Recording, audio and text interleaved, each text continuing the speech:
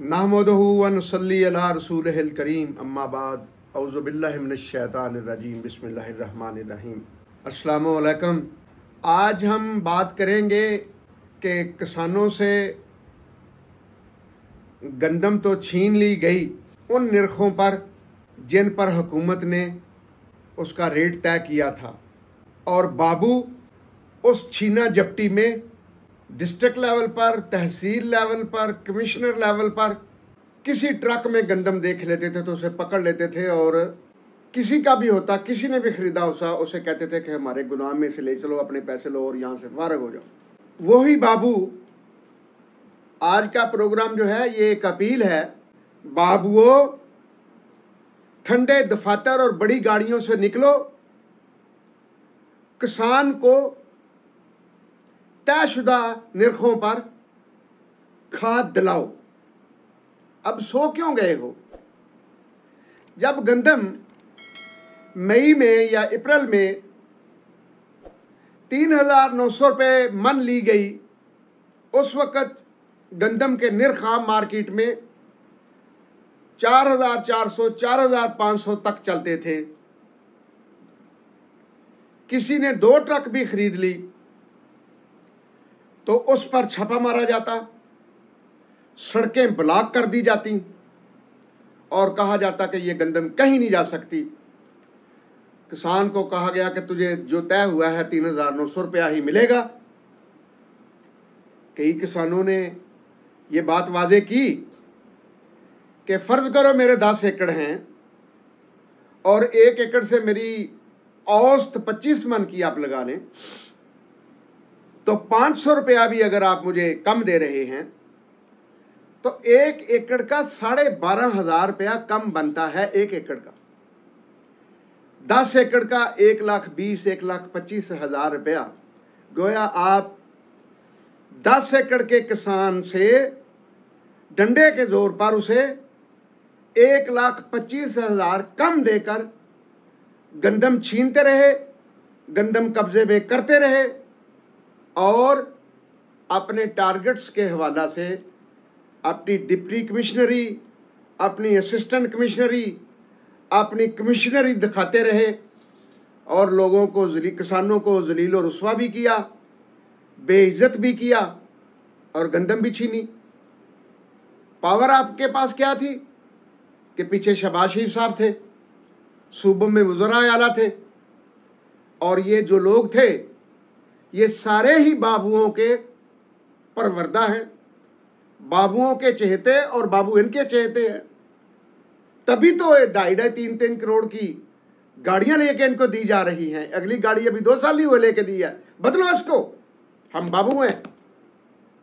मरता है गरीब मरे, मरता किसान मरे, मरता मजदूर मरे, मरता मरीज तो मरे।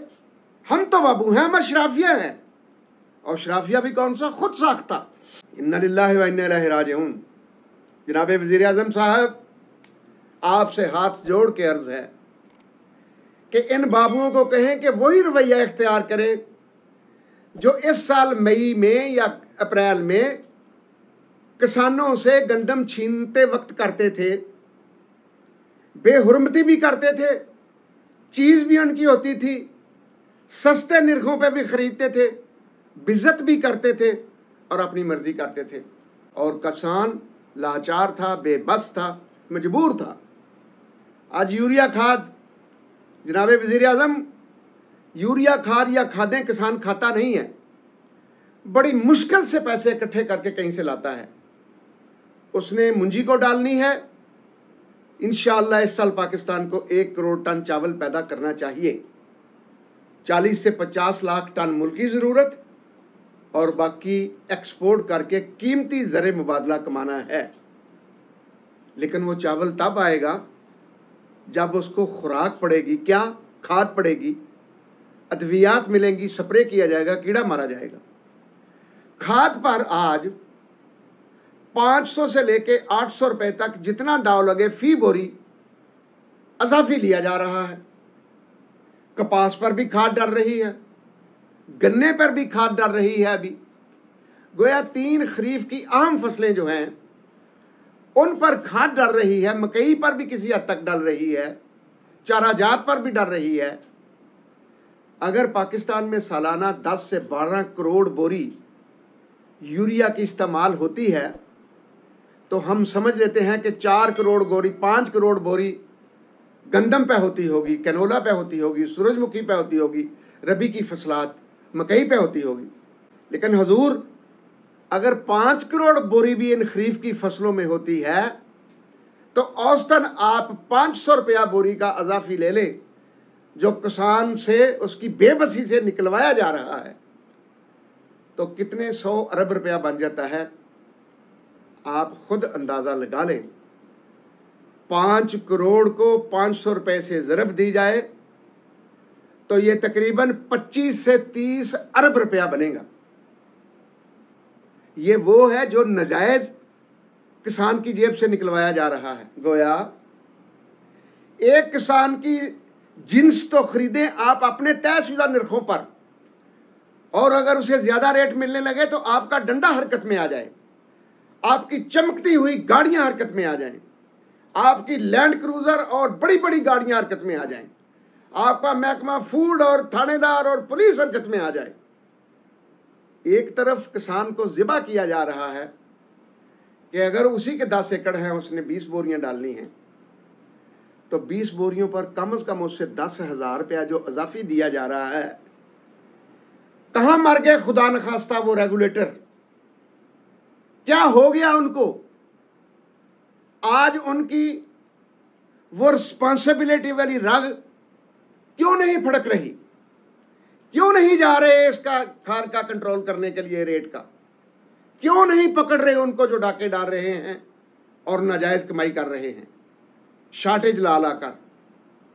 मैं आपको हल्फन तो नहीं कह सकता कि पूरा ही 500 इजाफी होगा, जितना दाव लगे लगा रहे हैं। होना तो यह चाहिए कि डीलर की दुकान के बाहर लिखा हुआ मोटे अल्फाज में कि यहां फलां फलां कंपनी की खाद मौजूद है, यूरिया या दूसरी, और उसके ये निर्ख है, मोटा।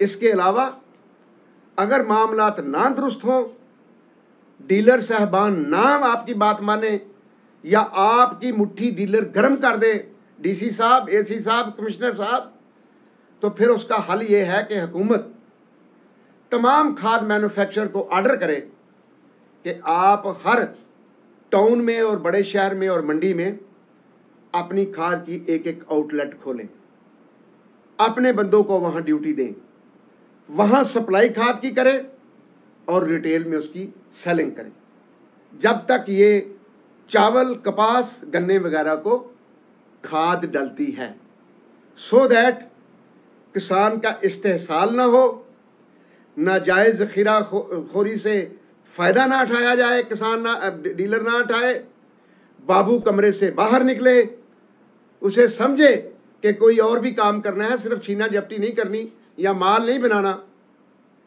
और इसके साथ साथ कंपनियां भी अपनी रिस्पॉन्सिबिलिटी अदा करें। और जनाब वज़ीर आज़म, अगर कंपनियां भी नहीं मानती, बड़े लोग हैं, तो फिर कोई हर्ज नहीं कि कंपनियों को आप जो सुई गैस दे रहे हैं या गैस दे रहे हैं जिससे यूरिया बनती है, जिन भी निर्खों पर दे रहे हैं उनकी कीमत डबल कर दें, उस गैस की कीमत डबल कर दें। अगर कंपनियां चीखें चिल्लाएं कि हम यूरिया की कीमत बढ़ाएंगे, तो इंटरनेशनल मार्केट में चेक कर लें कि जितनी कीमत बढ़ा के ये बताएंगे उससे तकरीबन 50% सस्ती यूरिया इंपोर्ट हो सकेगी। सवाल आएगा कि जब इंपोर्ट करेंगे तो फिर ज़र मुबादला कहां से आएगा? हुजूर देखें, जो गैस इनको दे रहे हैं, इंडस्ट्री में बेच दे, इनकी निस्बत 4 गुना निर्खों पर बढ़कर बिक जाएगी। इनको तो बहुत ज्यादा सब्सिडाइज करके दी जाती है कि इससे खाद बननी है। लिहाजा जब इनको इस तरह का चानन किया जाएगा जनाब वज़ीर आज़म, तो फिर इनको पता चलेगा कि हमारे मामलात भी देखे जा रहे हैं। मिसाल इसकी ऐसे ले लें, किसी खाद कंपनी की आज वो अखबार को उठाएं, 10 रुपए वाला शेयर 100 रुपए का या 200 रुपए का अगर बिक रहा है, तो प्रॉफिट आप अंदाजा लगाएं कि खाद कंपनी का कितना होगा। तभी तो उनका 10 रुपए वाला शेयर 200 रुपए का या 100 रुपए का बिक रहा है। और वो मुनाफा कहाँ से आ रहा है? इन्हीं बेचारे गरीब किसानों की चमड़ी उधेड़ी जा रही है। इन्हें कोई भी माफ़ करने को तैयार नहीं है।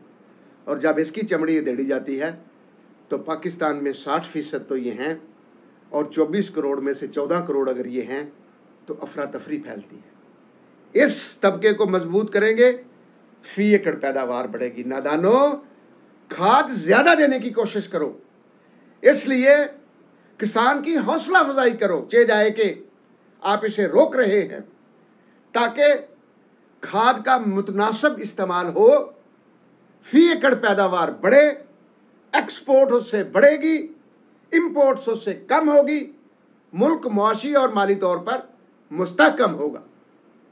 जाते जाते जनाबे वज़ीर आज़म साहब, आपसे एक और भी अर्ज कर दूं, आपने जो काबीना बनाई है, ये कान सुन रहे हैं, लोग कह रहे हैं, इनमें कुछ लोग तो ऐसे थे जिन्होंने शेरवानियां सलवाली हुई थी। आपकी काबीना में कुछ लोग ऐसे हैं कि जब आपने हल्फ नहीं उठाया था उससे पहले उन्होंने शेरवानियां सलवाली हुई थी कि हम वज़ीर आज़म का हल्फ लेने जा रहे हैं, देने जा रहे हैं, लेने जा रहे हैं, लेकिन उनकी बारी ना आई। फिर उनको आपने काबीना में शामिल कर लिया है। मुझे डर है कि उनके दिल में कोई अभी भी ख्वाहिश होती होगी कि मैंने तो प्राइम मिनिस्टर बनना था, आपने जो उन्हें वजीर लगाया है, रिस्क लिया है, क्या वो सिंसियरिटी से काम कर पाएंगे?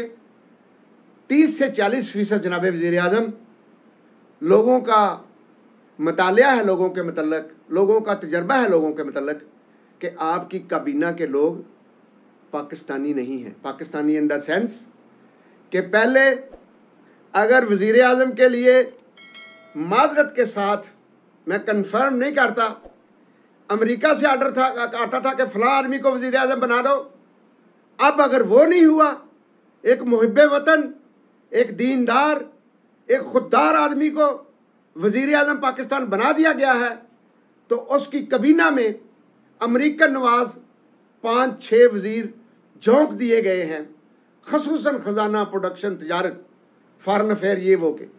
मेरा नहीं ख्याल कि जिलानी साहब को जब आप वज़ीर आज़म आर्डर करेंगे कि इन मुल्कों में जाओ, प्रोग्रेस ला के दो, वहाँ एक्सपोर्ट क्या हो रही है, और मैं 20 लाख बंदा कतर में, दुबई में, सऊदी अरब में, अमेरिका में, यूके में, सारे यूरोप में, कनाडा में, ऑस्ट्रेलिया में, पुर्तगाल में 20 लाख लेबर के अफराद एक्सपोर्ट करना चाहता हूं।